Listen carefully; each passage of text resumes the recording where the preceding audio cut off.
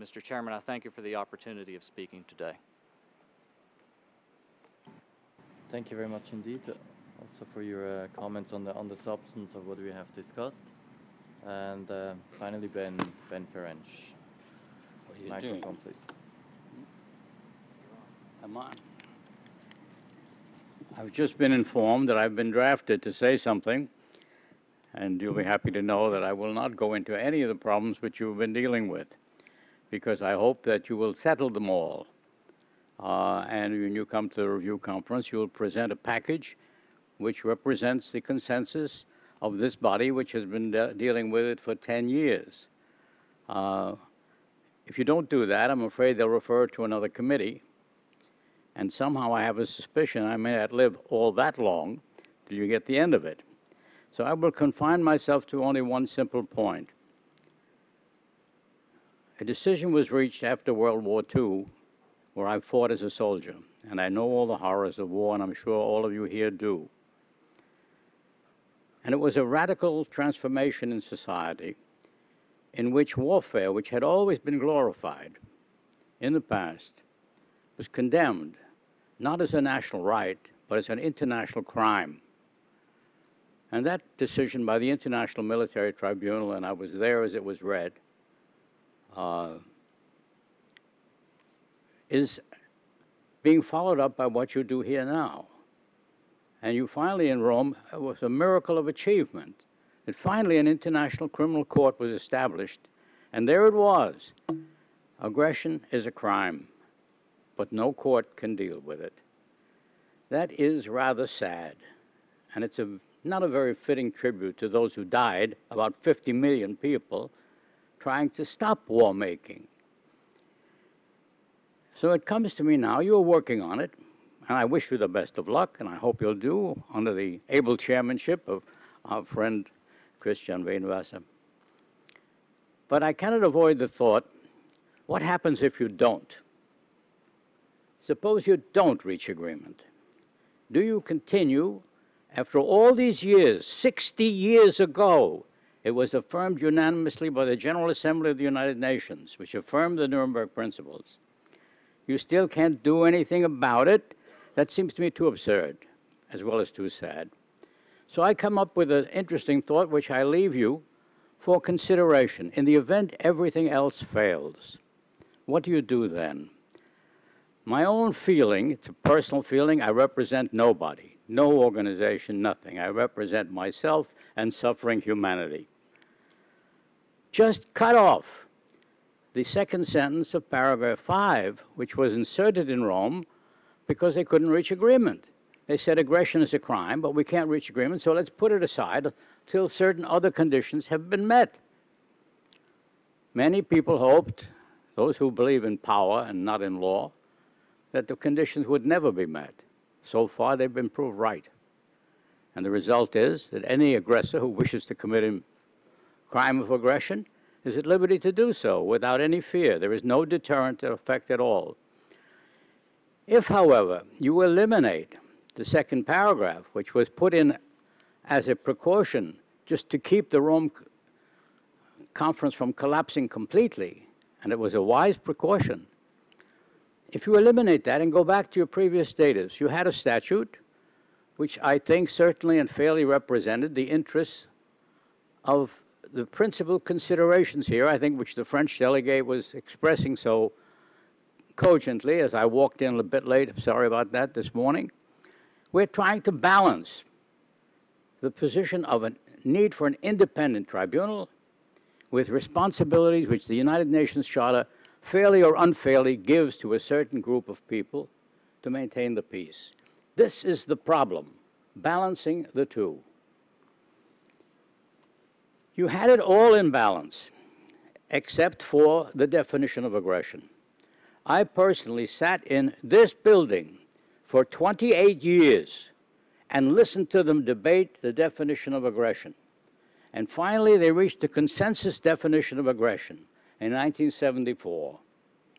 And everybody was very proud.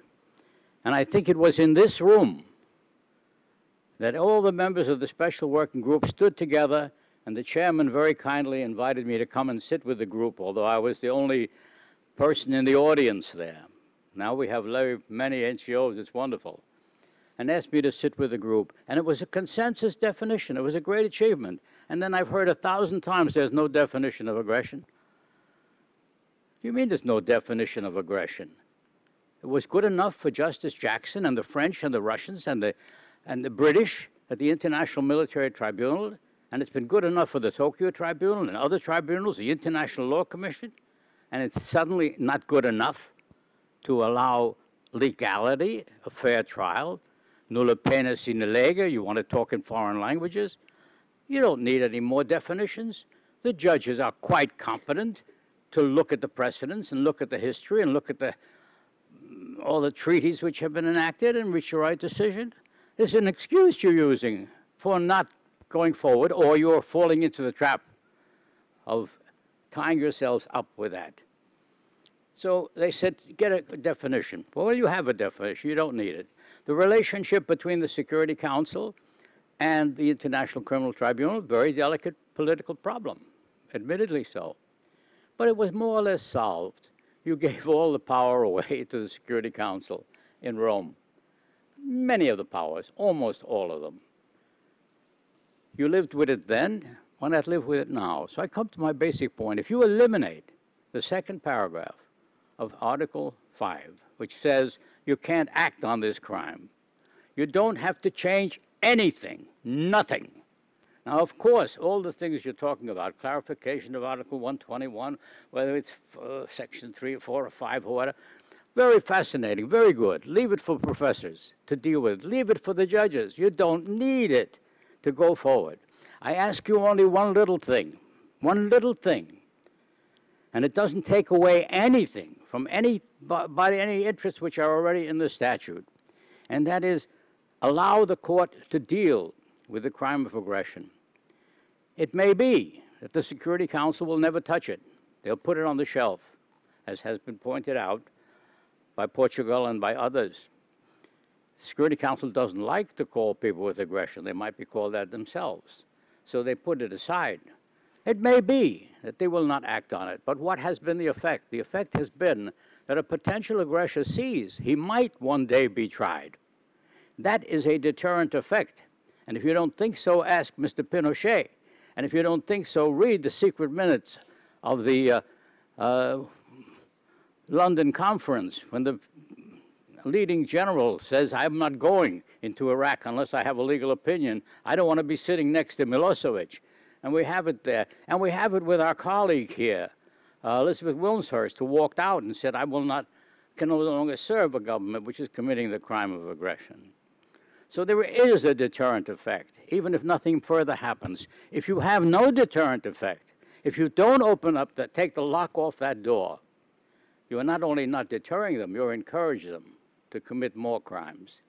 And that, I think, is not what you want.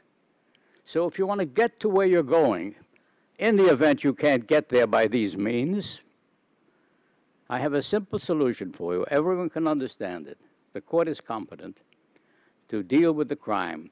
The details will be worked out later. The exact same solution you reached in Rome. Defer it for later consideration, whether you call it the elements of the crime, or whether you call it a refined definition, or whether you call it anything else you want to call it. Deal with it later. The criminal knows he may be tried. And in addition to that, as a former prosecutor, and some of you may know, and I don't like to repeat it, I was a chief prosecutor in one of the subsequent Nuremberg trials. I convicted 21 high-ranking SS officers of murdering over 1 million people in cold blood. So I know the criminals, I know their mentality. And I don't want to see anybody escape, and there is a way to avoid that. At the same time, you charge the criminals with crimes against humanity, and that war making is a crime against humanity, and you charge them also with war crimes. The criminal is in jail waiting trial. You're preparing your case on aggression. If you first need Security Council approval, wait for the Security Council approval. But what he cannot impose upon you, and don't tie the hands of the prosecutor, has been pointed out here, is letting the public know the truth. They have a right to know the truth. Those who are being sent off to be killed or kill others have a right to know the truth. Let the prosecutor give the facts to the public. Then you will see the power of these young people who are waiting here now. And you heard a moving appeal from Robbie Manson of Wales.